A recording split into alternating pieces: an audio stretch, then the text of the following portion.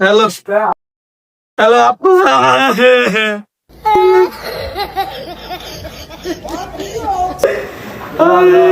একটা mobile. Hello আপু,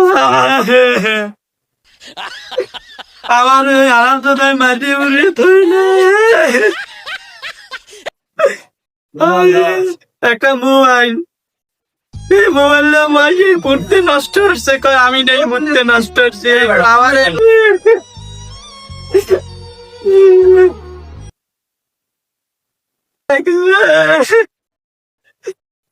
এই সুতলা বেড়ি তুই কই?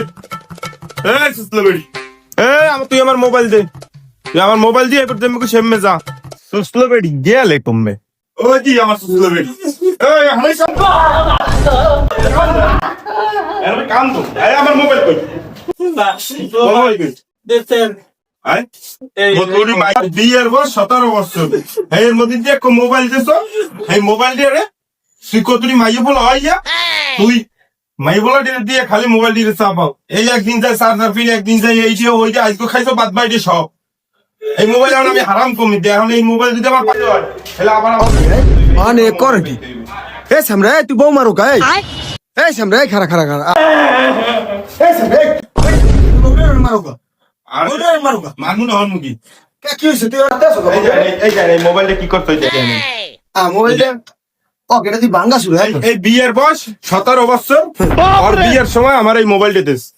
এখন এই মোবাইল যদি আমার পাইতে হয় তাহলে তো আমার আবার বিয়ে করা লাগবে।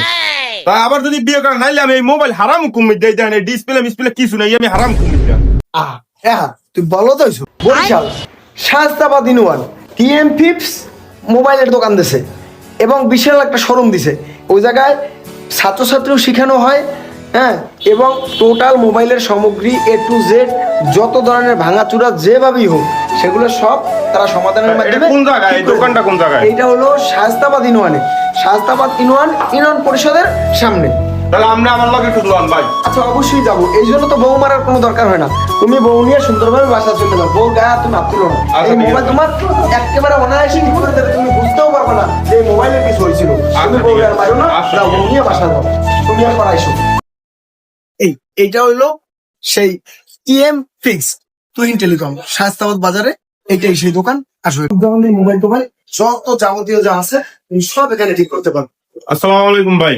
এই দেখেন আমার ফোনটা, এটা দেখি করা যাবে দেখেন। আচ্ছা, চিন্তার কোনো কারণ নাই।